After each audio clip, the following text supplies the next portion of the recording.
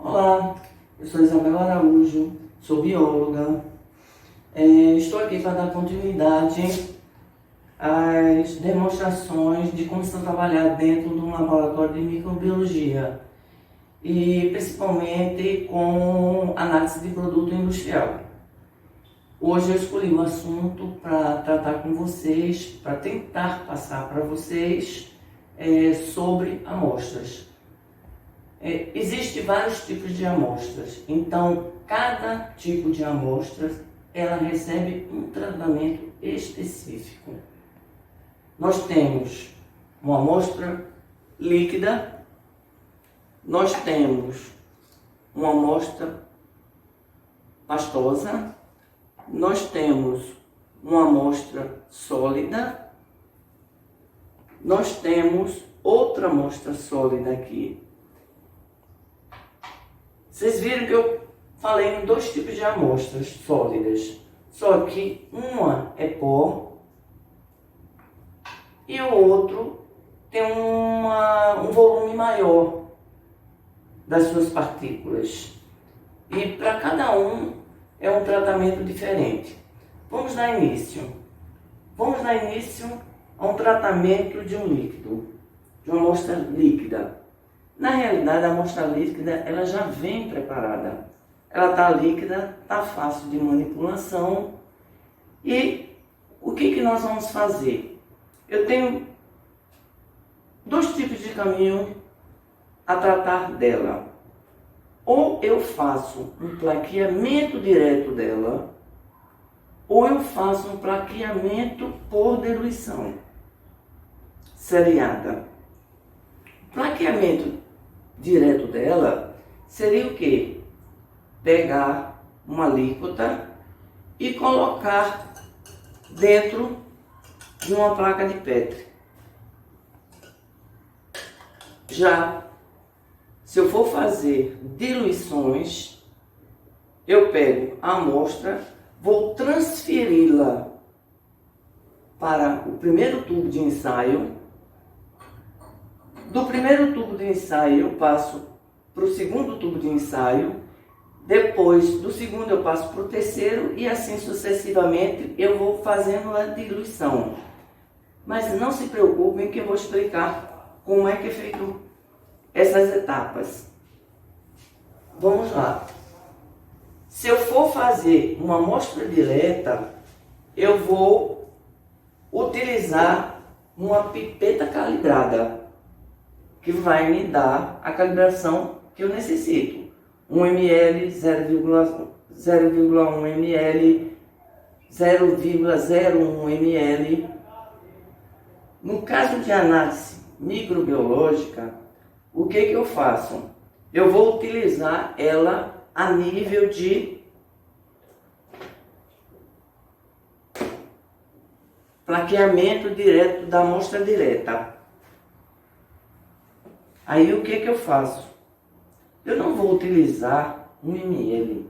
1 ml, na realidade, é muito essa amostragem para ser analisada. Imagine se por um acaso essa amostra tiver uma contaminação adequadamente alta.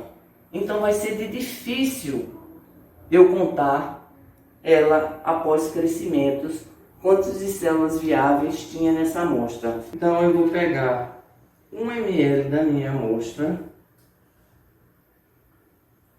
pipetar 1 ml,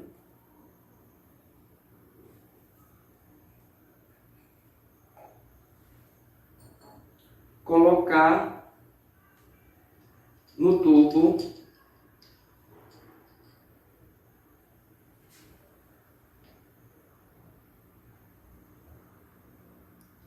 na minha primeira diluição.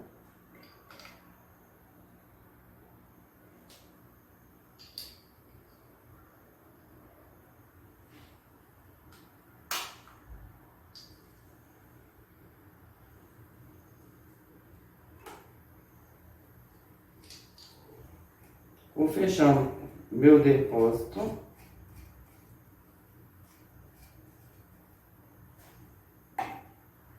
E vou agitar para homogeneizar. Essa agitação, para me dar uma homogeneização correta, eu tenho que levá-la para um agitador de tubo,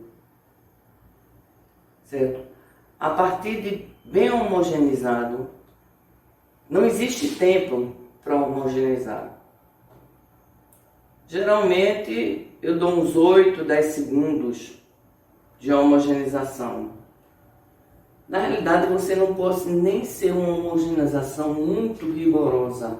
Apesar que o homogeneizador de tubo, ele vai até uma rotação de 10 vezes da sua capacidade. No entanto, não é muito bom você homogeneizar com muita velocidade, porque você pode até quebrar a parede celular dos micro-organismos, principalmente aquelas células onde elas são bem jovens. Aí você termina destruindo a vitalidade da célula. A partir que eu fiz a minha homogeneização, eu vou partir para a minha segunda diluição.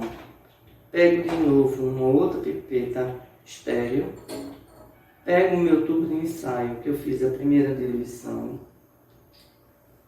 flambo e vou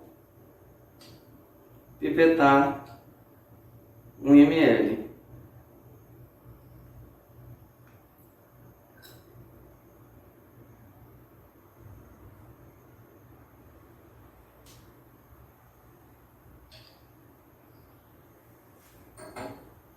E vou colocar esse 1 ml pipetado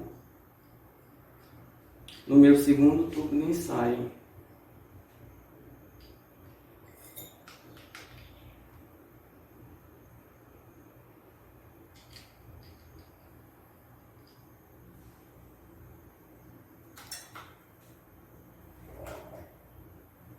Levo para o ajustador de tubo para homogeneizar. E assim eu saio fazendo da segunda para a terceira, da terceira para a quarta, da quarta para a quinta.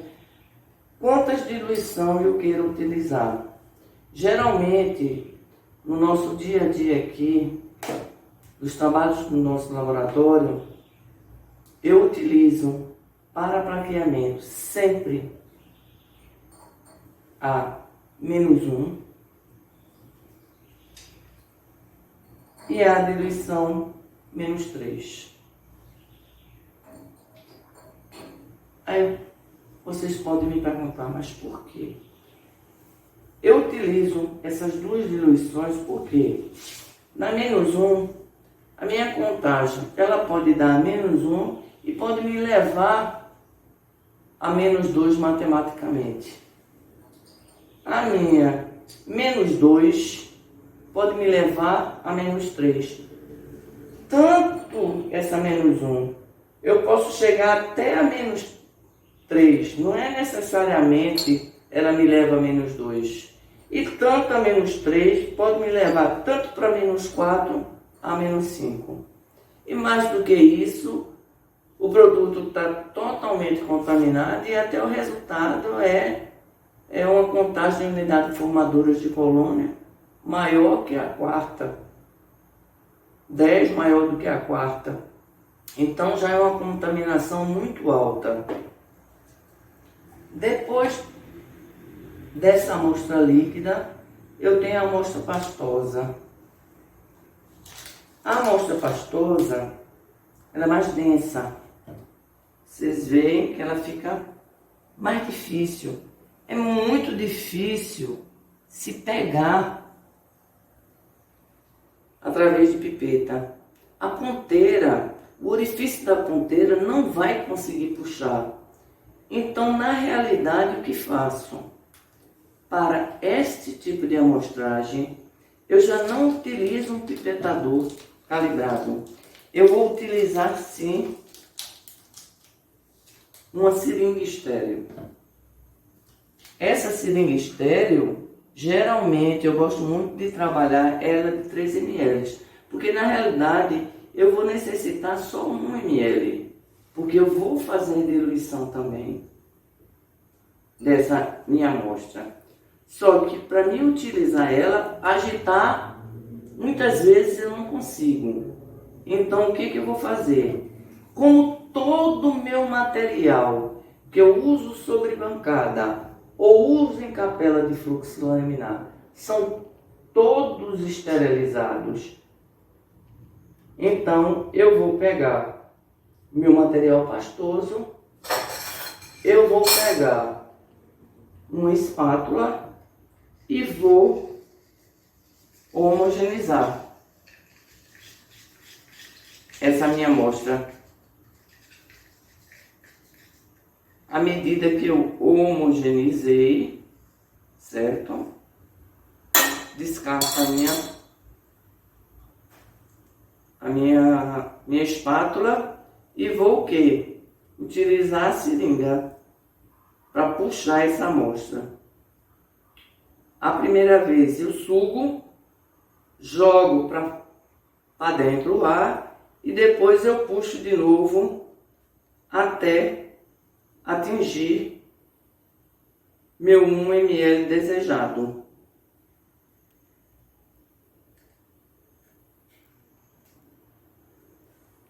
E o que eu faço a partir de então? Eu pego de novo meu tubo de ensaio com 9 ml de água ou solução salina, abro e vou injetar o meu produto dentro do tubo.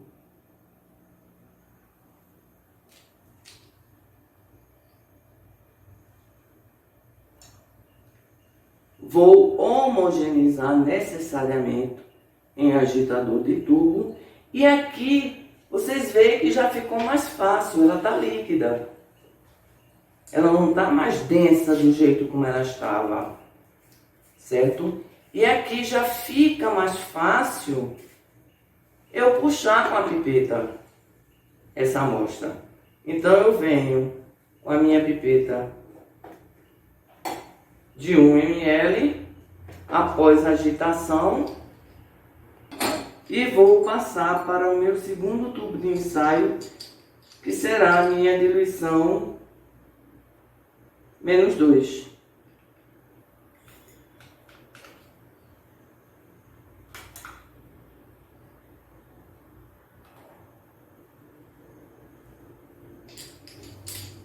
E assim eu parto para 3, 4, 5, da mesma maneira que eu fiz manipulando minha solução líquida. Então, aí o meu material, tanto líquido quanto pastoso, ele está preparado para ir para análise. Então, esses são os tratamentos que eu posso dar para eles. Já na condição de um sólido,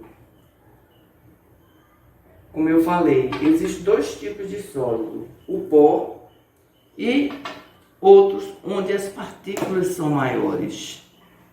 Aqui o tratamento inicial vai ser diferente, mas o resultado final vai ser igual aos outros. Então, o que na realidade eu faço? Para pó, eu peso 1 grama do meu pó, o coloco em um papel laminado estéreo, faço a pesagem balança analítica. Aqui no meu líquido eu utilizei 1 ml, aqui no meu pastoso eu utilizei 1 ml e no meu pó eu vou utilizar 1 grama. O que eu faço? Eu vou passar esse pó que está contido, que eu pesei de 1 grama, para dentro do meu tubo de ensaio -1. Então o que eu vou fazer? Eu vou abrir o meu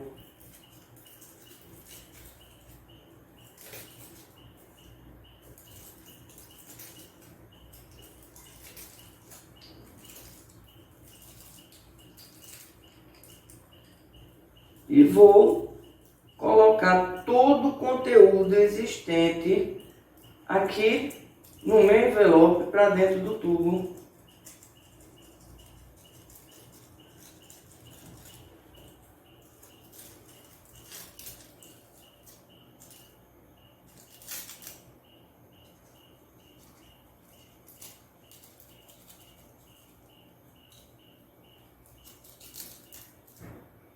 Muitas vezes, dependendo da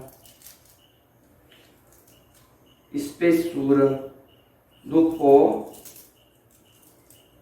não é tão fácil como a gente imagina, mas dá para a gente colocar todo o conteúdo, porque quanto mais as partículas são menores, elas se juntam e existe uma dificuldade, que a dificuldade na realidade é a nossa demora de colocar a amostragem dentro do tubo de ensaio. O tubo de ensaio está no mesmo quantitativo de 9 ml de solução salina ou água. Levo para homogeneizar em agitador de tubo. Como eu já falei, o tempo, não existe na literatura um tempo determinado para isso, certo? Existe um consenso seu de homogeneizar e dar uma olhada, certo? Geralmente eu deixo 8 ou 10 segundos homogeneizando numa rotação branda, certo? Para atingir uma homogeneização para mim satisfatória. E daí então a minha diluição -1 está pronta. Do mesmo jeito que eu fiz para o líquido, para o pastoso, eu vou fazer para o pó. Então, daqui de -1, fazer uma diluição passando para -2, -3, -4 e assim por diante, até a diluição desejada para fazer o plaqueamento para a detecção do micro-organismo. Como já falei, eu gosto muito aqui dentro do laboratório, na -1, fazer o plaqueamento da diluição -1 e -3. Depois, eu tenho sólido de partículas maiores. Geralmente, esses sólidos de partículas maiores, essas amostras são amostras de alimento. Como aqui, que eu trouxe para exemplificar para vocês, é arroz. Eu tenho que dar um tratamento para essa amostra. Vocês notam que, para esses 3 tipos de amostra, líquido, pastoso e sólido, eu usei 9 ml de água dentro de cada tubo, que representa a diluição -1, -2, -3, -4 e assim por diante. No entanto, em se tratando de alimento, já é um pouco diferente. Eu vou precisar utilizar 25 gramas do alimento para fazer uma diluição em 225 ml de água. Como é que eu vou tratar esse alimento antes de colocar aqui nessa água? Eu tenho que diminuir esse tamanho desse alimento. Porque os grãos de arroz são grandes, tem grãos de feijão, tem verdura, tem as folhas, tudinho. Então eu tenho que fazer um tratamento adequado para melhor eu detectar esses micro-organismos. Eu posso colocar ele dentro de um prato, todo o meu material estéril, colocar 25 gramas que eu pesei em balança analítica no prato e amassar. Eu posso, para no caso de castanhas, não aquelas castanha do Pará, que ela não é tão seca, ela já é mais úmida, eu posso utilizar um pistilho e o omofalice. Então eu posso triturar. Eu tenho que diminuir essas partículas. Eu tenho partículas mais rígidas. Essas partículas mais rígidas, eu posso utilizar um liquidificador. Nós temos um liquidificador, no qual o liquidificador ele tem que ser esterilizado. Geralmente o liquidificador tem que ser de inox, certo? Então ele vai para a esterilização, porque todo o material tem que ser esterilizado. Então a partir que eu tenho uma amostra, peso em todo o meu material esterilizado 25 gramas e passo essas 25 gramas para 225 ml de solução salina. Coloco e vou agitar. Certo? Eu tenho dois tipos de agitação aqui que eu posso fazer. Ou eu posso levar para um agitador magnético, botar a pecinha que nós chamamos peixinho aqui dentro e ele fica fazendo agitação. Ou posso tranquilamente ficar agitando na mão. Geralmente utilizamos a mão para ficar fazendo a agitação. Então vocês veem que cada amostra ela requer de um tratamento antes de se fazer um plaqueamento. E na realidade o seu produto final para plaqueamento vão ser igual. Tem que estar, bem dizer, tudo líquido. No entanto, existem amostras que nós precisamos não de triturar, que nós não conseguimos, e sim cortar essa amostra. Vamos dizer, uma amostra de couro, uma amostra no qual de gesso que eu não quero levar para trituração. Eu só aquela trituração, quando eu digo triturar, é deixar as partículas os mais pequenas possíveis. Certo? Então vai existir amostras que nós não vamos conseguir deixar ela em partículas muito pequenas, mas o máximo que pudermos, nós temos que trabalhar com essa amostra, quanto menor, melhor. Mesmo se eu pegar um pedaço de couro e o colocá-lo dentro de uma suspensão, eu tenho que cortá-lo. Estou cortando com uma tesoura estéril, em pedaços pequenos. Eu vou colocar, eu posso, se eu quiser fazer contagem daquele meu tamanho, eu digo em 1 centímetro de couro cortado, eu vou conseguir tantas células viáveis de micro-organismos, seja ele de bactérias, seja ele de fungos. Mas eu tenho que botar o quê? 10 gramas de couro cortado. 10 gramas de couro cortado é muito. Já 1 grama, porque o couro é muito leve. Já 1 grama para 9 ml também é leve. Entendeu? Geralmente esse tipo de material, quando aparece material manchado, que a gente não sabe dizer se realmente aquilo é um causador, se foi uma reação química de algum produto dentro do processo de fabricação, ou se aquilo ali, aquela mancha é provocada por um ataque de micro-organismo, certo? Existem alguns métodos que eu faço aqui dentro do laboratório. Um seria o quê? Seria cortar esse material e fazer uma suspensão, não me importando em quantitativo de unidade formadora de colônia, e sim saber, é micro-organismo? É só um que está atacando ou é mais de um micro-organismo que está atacando? Porque às vezes pode ser 2 fungos, 3 fungos, mas geralmente são um fungo.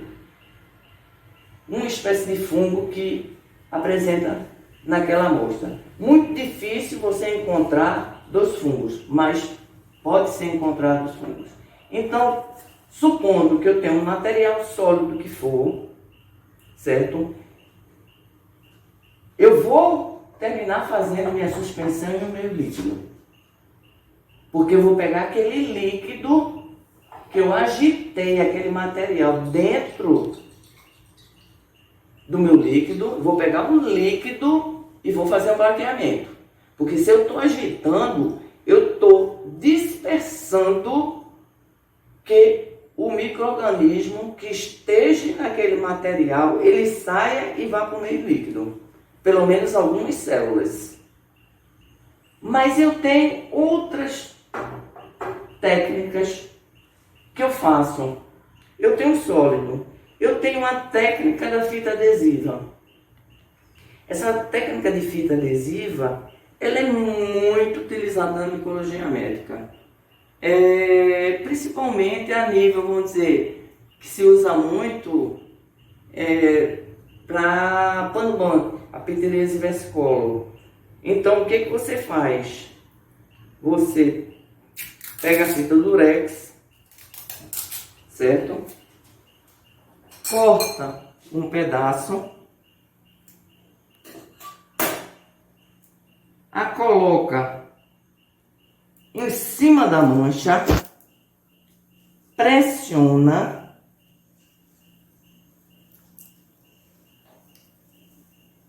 depois de pressionada, eu tenho que levar essa amostra para uma lâmina para dar uma olhada no microscópio. Então, eu preparo minha lâmina para mim observar.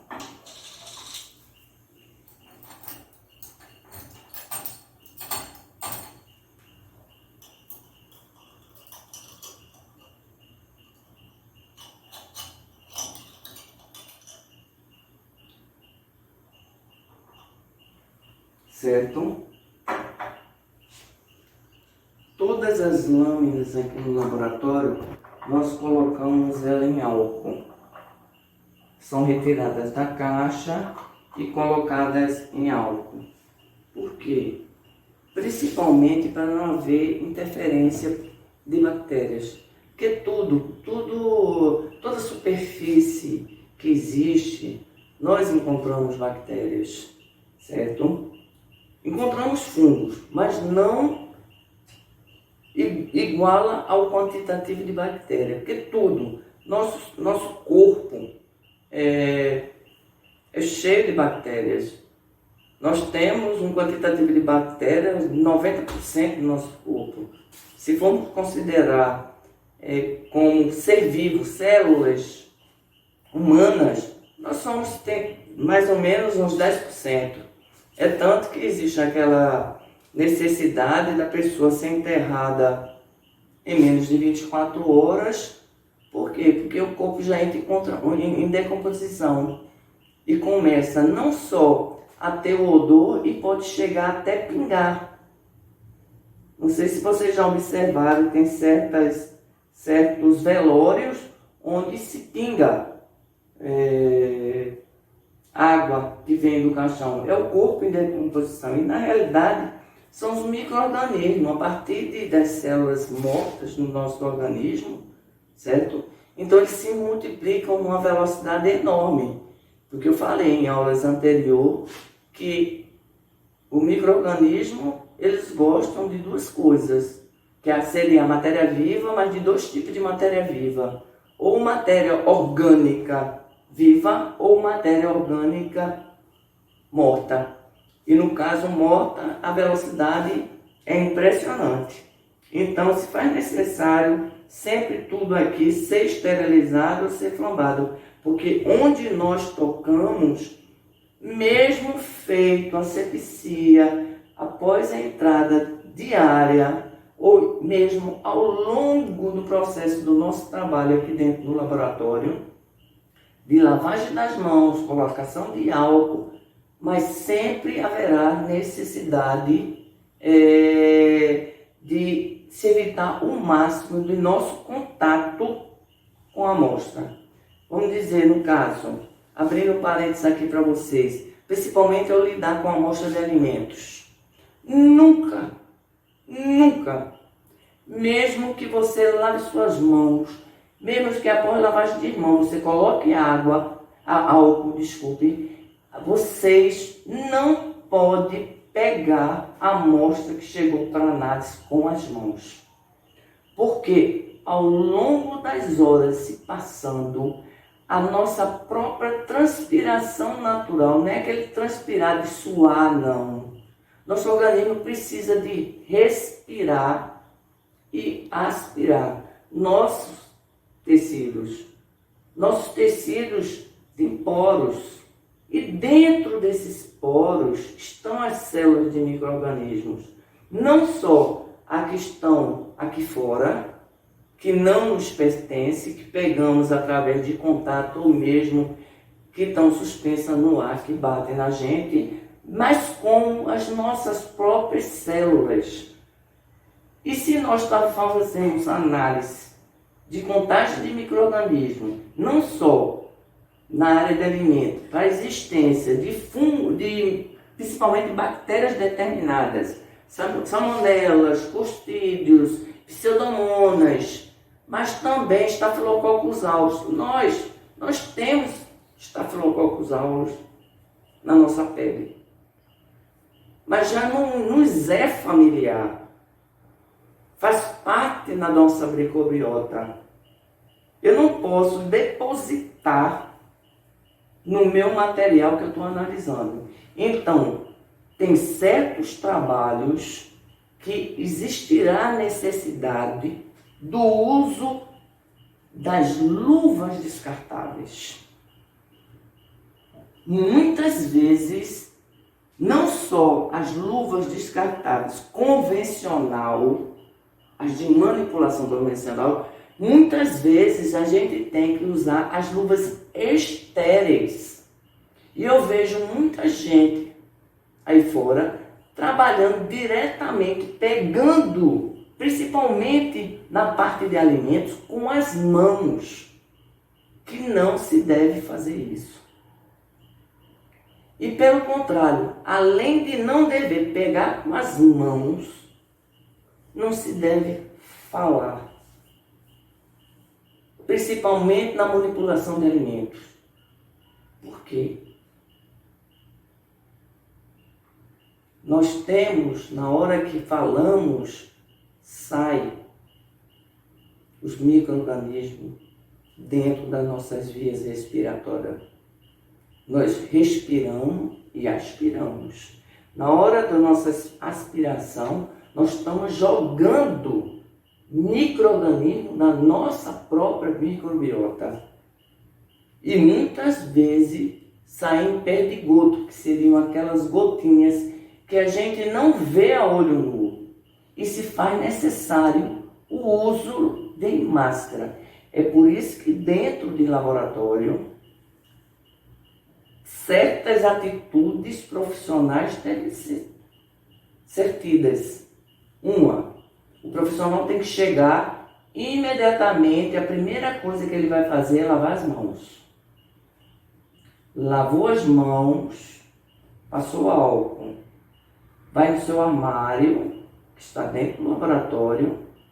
Provavelmente o laboratório não é contaminado a extremos como lá fora, certo? Ele põe o seu jaleco, vem para trabalhar dentro da área de análise, ou ele trabalha em bancada ou em capela de fluxo laminar. Ele tem que ir para a sua agenda olhar no seu agendamento quais são as análises que vai ser feitas durante aquele dia, para saber quais são as EPIs que vão ser necessárias ele utilizar. Só então vai dar uma olhada em todos os equipamentos que se faz necessário verificar todo dia, que seria o quê? A estufa, se está realmente dentro da condição de temperatura de uso, que é a estufa microbiológica, as geladeiras, por causa da guarda de material, tanto a geladeira de material estéril, principalmente as que estão com meio de cultura já preparado, como a geladeira de descarte. Então são certas atitudes que o profissional tem que ter consciência de fazer todo dia. E principalmente é a conduta dele dentro do laboratório. Os cuidados que ele deve ter, principalmente para a análise de um produto, que se quer saber se existe contaminação ou não. Seja de qualquer espécie, de qualquer indústria, não importa. Porque o importante é saber, existe a contaminação? Se existe a contaminação, passar para o cliente e o cliente vai ter que sanar aquele problema. Imagina, se por um acaso não existe a contaminação, ou se existe, é muito baixa, por causa da atitude errônea de conduta dentro do laboratório, dá uma contaminação alta. Então, vai para o fabricante que mandou fazer análise, vai com alta concentração de contaminação. Existem produtos que tem que ser adicionados mais biocida, existem produtos que tem que ser adicionados conservantes, que também é um biocida. A responsabilidade é muito grande quem lida com a parte microbiológica. Porque, na realidade, isso aí está girando cifras, dinheiro e perda. Certo? Vamos dar continuidade à nossa apresentação. Então, eu estava falando que o material sólido, eu também faço inicialmente, em paralelo quase, a análise da fita adesiva. Então, eu coloquei no meu material sólido, certo? Tirei, flambei minha lâmina, tiro ele e vou direto e colo minha fita adesiva na minha lâmina e levo para observar ao microscópio. Essa técnica é boa quando nós vamos visualizar a existência de fungos filamentosos. Já de leveduras e bactérias, ela fica muito a ver, porque na realidade ela precisa de ser colocada corantes muito específicos para ver, certo? Geralmente faço isso observando principalmente se é um ataque de fungo, porque o ataque de fungo já é um pouco característico dele a visualização. Então eu tenho essa técnica de fita adesiva, eu tenho essa técnica que eu posso fazer a suspensão, mas também eu tenho uma outra técnica. Pego ou uma espátula, ou de preferência um bisturi, vou em cima da mancha e faço uma raspagem. Raspo, pego aquela raspa, pego um tubo de ensaio. O quantitativo de água não me importa, porque eu não quero fazer contagem. Eu quero saber se existe ou não micro-organismo ali atacando para ter provocado aquela mancha. pego aquela raspa, levo ao tubo de ensaio e levo para agitar no digitador de tubo. Então eu tenho esses 3 caminhos que eu faço sempre quando chega uma amostra totalmente sólida, que eu não tenha condição de quebrá-las em tamanhos bem pequenos, certo? Quando dá um tamanho de certa maneira maiores, eu levo realmente para minha suspensão com água. Também não importa o quantitativo, gosto sempre de usar um quantitativo de 80 ml, 80 ml até 100 ml, faço agitação, posso fazer um plaqueamento direto com essa amostra, através da suspensão, mas também posso, se eu suspeitar mesmo a existência de micro-organismo, eu parto logo para a diluição e continuo utilizando suspensão como seja minha diluição -1. E depois vou para número 3, que no caso seria meu segundo tubo.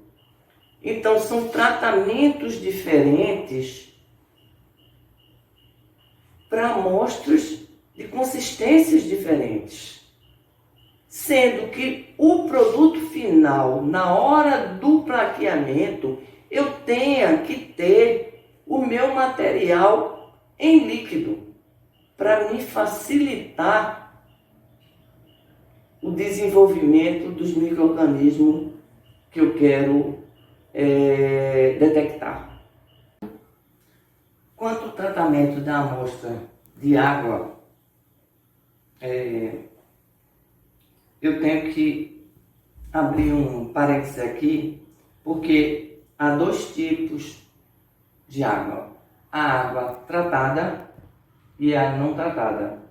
A água tratada geralmente é clorada, geralmente, mas existem outros tipos de tratamento, por osmose reversa, umas infinidade de outros tratamentos, certo? Mas no sentido aqui vamos conversar sobre a água tratada por cloro.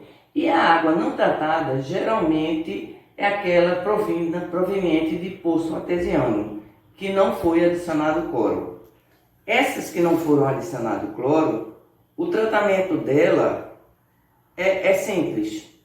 Eu posso fazer um exame direto nela. Pego um quantitativo suficiente, é bom sempre pegar um quantitativo de 100 ml, principalmente porque o tempo do ato de coleta, a vinda no laboratório, quanto mais rápido possível essas amostras de água chegar ao laboratório pós-coleta, se faz necessário, porque a água é um produto que ela degrada rapidamente. Degradar eu falo no sentido de proliferação de micro-organismos, se assim tiver. A multiplicação, a água ela fica estagnada, a proliferação é muito rápida, a água estagnada e principalmente ela fechada. Então forma uma condição de multiplicação dessas bactérias. Quando chega essa água não tratada, eu tenho a condição de pegar 1 ml dessa amostra e fazer um claqueamento nela. Então, essa amostra já de imediato ela vai me favorecer um quantitativo de bactérias heterotróficas. Geralmente, coliformes totais, coliformes fecais, eu tenho que utilizar outro tipo de meio no qual me indique a presença desses micro-organismos. Já, se eu pego uma água tratada com cloro, eu necessito obrigatoriamente quebrar esse quantitativo de cloro.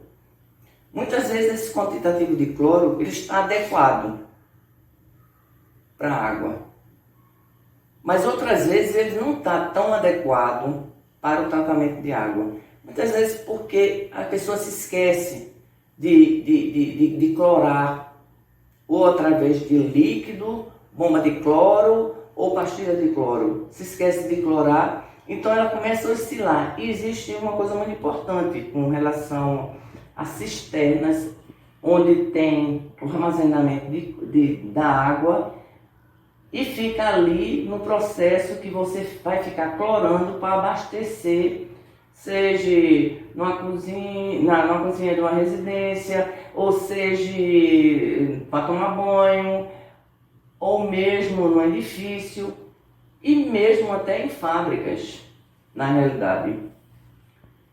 Na água em que eu tenho cloro, eu vou quebrar esse cloro com um tiosulfato de sódio. Esse é um produto químico no qual quebra minhas partículas e me vão apresentar na minha semeadura a existência ou não de micro-organismos, principalmente as bactérias. No caso, que a preocupação maior de água ou em água é a presença de bactérias. A importância da utilização desse tiosulfato é que, se tiver o nível excelente de cloro, sem problema, tá tudo bem.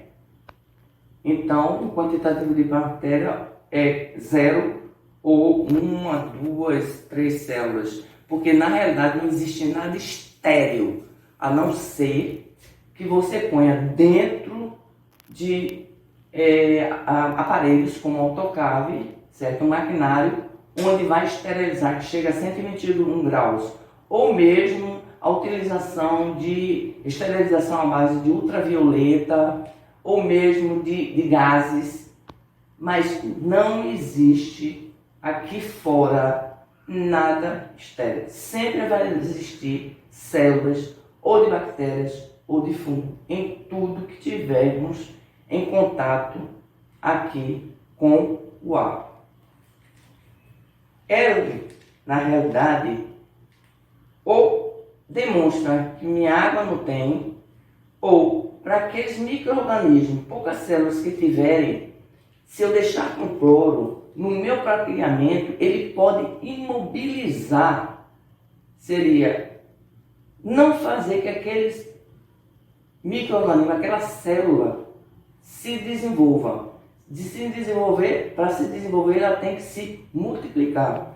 E o comprimido de tiosulfato é justamente isso, é quebrar o cloro para dar condições de algum micro-organismo que estiver dentro daquela água poder se desenvolver no ato da minha semeadura para a detecção para micro-organismo. Eu utilizo o saco e a minha coleta é de 100 ml, no qual eu agito imediatamente. É levada ao laboratório, eu agito para dissolver o comprimido, é levada ao laboratório e ela já está pronta para análise. O que eu devo fazer? Eu vou pegar o conteúdo do saco, que é 100 ml, pego logo de imediato, eu pego uma pipeta, tiro aquele líquido, 1 ml, para fazer um traqueamento para me ver se existe na água bactérias heterotróficas. Já o resto eu adiciono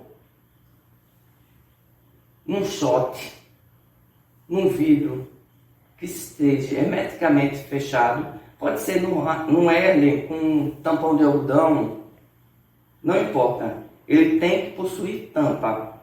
Adiciono e imediatamente eu tenho um meio de cultura cromogênico, no qual eu vou abrir a cápsula e vou adicionar dentro dessa água. Assim que eu adicionar, eu agito e encaminho a minha amostra dentro da água para a estufa. Transcorrido as 24 horas, eu dou uma olhada e vejo a importância desse meio cromogênico, que é a palavra cromogênico, é mudança de cor.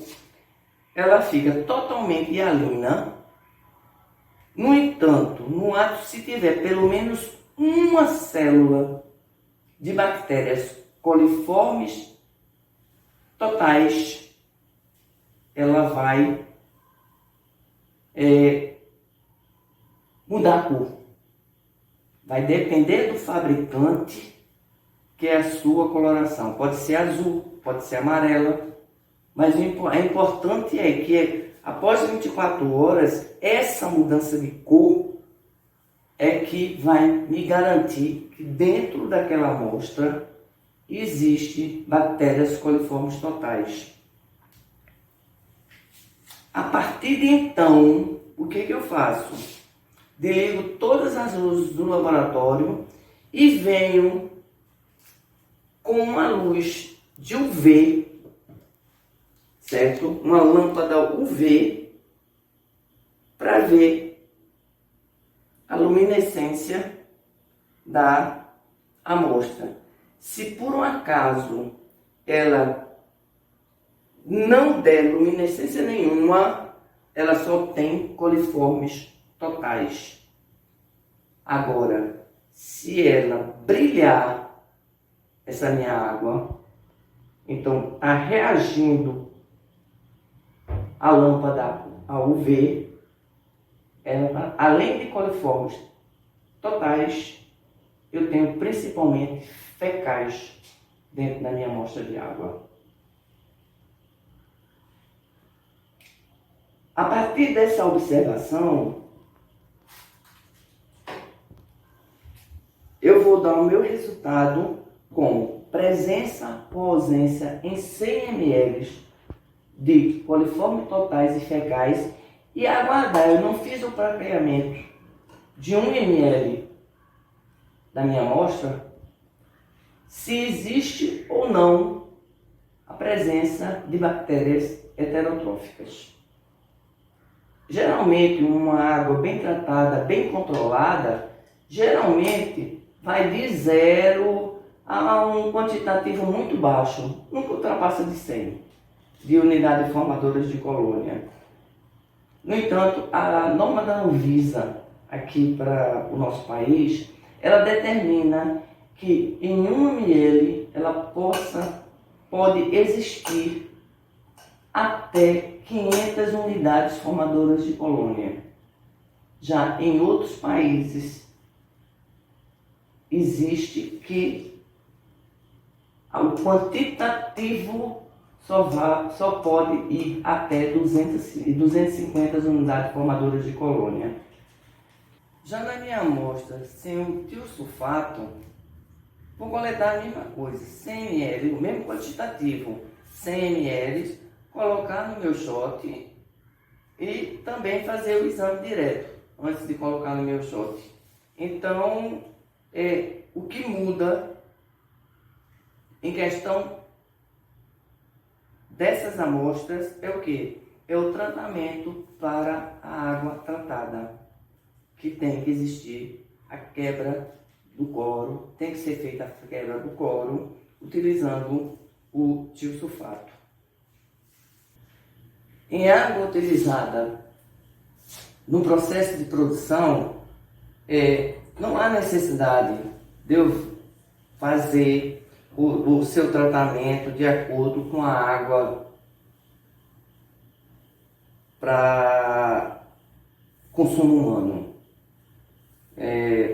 Na realidade, a água vem, certo? Eu obrigatoriamente tenho que quebrar o cloro, continuo quebrando o cloro. No entanto, eu não ponho um indicador homogêneo, porque não exige naquele momento a necessidade de eu saber o quantitativo de coliformes totais e coliformes fecais. Na realidade, tem que existir o quantitativo de bactérias heterotóficas. Certo? Então, o que eu vou fazer? Eu vou fazer a minha diluição seriada. Vou pegar 1 ml, após quebra do cloro, pegar 1 ml, colocar no meu tubo de ensaio e fazer as diluições sucessivas e utilizar a que eu quero que me apresente se existe ausência ou presença de bactérias. Volto a falar que aqui no laboratório sempre nós utilizamos a diluição -1 e -3.